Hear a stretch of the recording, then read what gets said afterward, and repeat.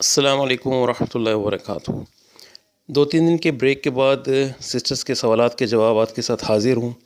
اور طلاق سے متعلق کچھ ایسے معاملات انفارمیشن کی صورت میں آپ تک پہنچانے ہیں جن تک ہماری نگاہ بہت کم جاتی ہے اور جن کے متعلق بہت کم لوگ جانتے ہیں۔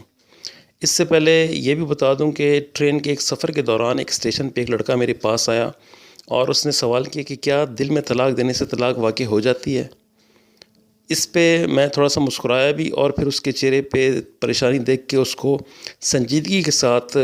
قرآن و حدیث کی روشنی میں بتایا کہ نہیں، ایسے طلاق نہیں ہوتی، اور الحمدللہ اس کی کافی حد تک تشفی اور تسلی بھی ہو گئی تھی۔ بہرحال یہ بھی ایک میٹر ہے اور اس کو پہلے ڈسکس کر لیتے ہیں۔ ایک طلاق کی شکل کنایہ کی بھی ہے۔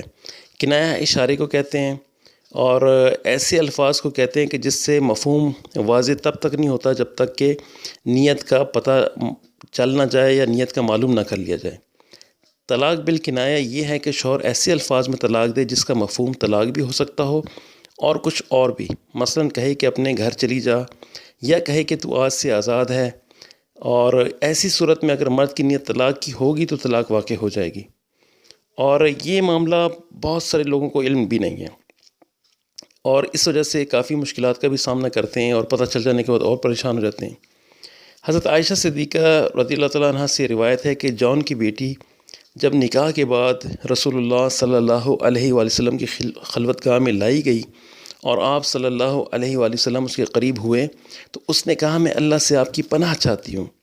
آپ صلی اللہ علیہ وآلہ وسلم نے فرمایا، تو نے بڑی عظیم الشان ذات کی پناہ طلب کی ہے، تو اپنے گھر والوں کے ساتھ مل جا۔ اور یوں یہ طلاق واقع ہو گئی، اور یہ حدیث صحیح بخاری کی 5254 ہے۔ اب اس حدیث میں دیکھ لیں کہ آپ علیہ السلام نے طلاق کے واضح الفاظ نہیں ارشاد فرمائے، صرف فرمایا تو اپنے گھر والوں کے ساتھ مل جا، کیونکہ کنٹیکسٹ وہی آ رہا ہے کہ اس نے آپ سے آزاد ہونا چاہا اور آپ نے کہا کہ تو اپنے گھر والوں کے ساتھ چلی جا، اور یہ طلاق ہو گئی۔ اور جس روایت میں حضرت کعب بن مالک رضی اللہ تعالیٰ عنہ کا جنگ تبوک سے پیچھے رہ جانے کا قصہ مذکور ہے، آپ سب کے علم میں بھی شاید ہو، اس میں ہے کہ ان 50 دنوں میں سے جب 40 دن گزر چکے تو رسول اللہ صلی اللہ علیہ وآلہ وسلم کا ایلچی میرے پاس آیا۔ حضرت کعب بن مالک رضی اللہ عنہ کہتے ہیں کہ رسول کریم صلی اللہ علیہ وآلہ وسلم کا ایلچی میرے پاس آیا، اور اس نے کہا کہ رسول اللہ صلی اللہ علیہ وآلہ وسلم نے تمہیں حکم دیا ہے کہ تم اپنی بیوی کے قریب بھی نہ جاؤ۔ میں نے پوچھا، میں اسے طلاق دے دوں یا پھر مجھے کیا کرنا چاہیے؟ انہوں نے کہا کہ نہیں، بلکہ صرف اس سے علیحدہ رہو اور اس کے قریب نہ جاؤ۔ تو انہوں نے اپنی بیوی سے کہا، تم اپنے گھر والوں کے پاس چلی جاؤ، اور یہ صحیح بخاری کی حدیث 4418 ہے۔ اب یہ دو ڈفرینٹ روایات آپ کے سامنے میں نے بتائی ہیں کہ صرف اس میں نیت کے فرق سے طلاق ہونا اور نہ ہونا وہ ثابت ہو جاتا ہے۔ اس میں ان کی نیت طلاق کی نہیں تھی، وہ ویسی گھر چلے جانے کا حکم تھا تو وہ گھر چلی گئیں۔ معلوم ہوا کہ اگر ارادہ اور نیت ہو تو ایسے الفاظ کے ساتھ طلاق ہو جائے گی، اور اگر نیت نہ ہو تو طلاق نہیں ہوگی۔ میں اکثر لوگوں کو نصیحت بھی کرتا ہوں کہ میریٹل ریلیشنز میں خاص طور پہ اور طلاق کے میٹرز کو جانتے ہوئے احتیاط کریں لفظوں کو بولنے میں، تولنے میں، اور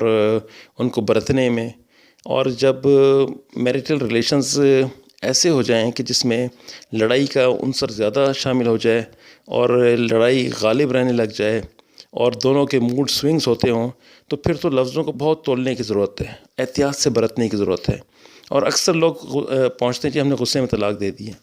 تو پیار میں کون طلاق دیتا ہے؟ سوال میرا یہ ہوتا ہے۔ تو اس لیے غصے کو غالب ہونے نہ دیں، اگر ہو جائے تو پھر لفظوں کو برتنے کا ہنر آنا چاہیے۔ اس کے علاوہ ایک اور مسئلہ بھی طلاق سے ریلیٹڈ ہے، وہ یہ ہے کہ شرط کے ساتھ معلق طلاق، یعنی کہ کوئی شخص نکاح کے بعد اپنی بیوی سے کہے کہ اگر میں نے تمہیں فلاں کے ساتھ دیکھ لیا تو تمہیں طلاق، ایسی طلاق واقع ہو جائے گی، اور یہ بھی معاشرے میں بہت عام رواج ہے۔ اور جیسا کہ اس لڑکے کا سوال تھا کہ خیالی طلاق، دل میں خیال آ جائے تو کیا ایسی طلاق ہو جاتی ہے؟ تو یعنی کسی کے دل میں اپنی بیوی کو طلاق دے دینے کا خیال پیدا ہو تو میں اس خیال و وسوسے سے طلاق واقع نہیں ہوتی، جیسا کہ حضرت ابو ہریرہ رضی اللہ تعالیٰ عنہ سے مروی ہے کہ نبی کریم علیہ السلام نے فرمایا،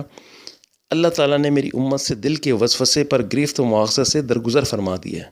اور یہ اس وقت تک نہیں ہوگا جب تک کوئی عمل نہ کرے یا زبان سے نہ کہے، اور یہ صحیح بخاری کی حدیث 5269 ہے۔ اس لیے یہ جو وہم وسوسے آ جاتے ہیں اور اکثر لوگ اس کا شکار بھی ہوتے ہیں، دل کے وسوسے پہ اللہ تعالیٰ نے گرفت نہیں فرمائی ہے، اور اس امت کو معاف کر دیا ہے کہ یہ دل میں کچھ بھی سوچے، جب تک اس کا ارادہ عمل کی صورت میں سامنے نہ آ جائے اور زبان سے ادا نہ ہو جائے تب تک اس سے گرفت نہیں ہے۔ تو یہ کچھ موٹے موٹے 2-3 مسائل تھے جو سوال بھی کیے گئے اور پوچھے بھی گئے، وہ میں نے انفارمیشن کے طور پہ آپ تک پہنچا دیں الحمدللہ۔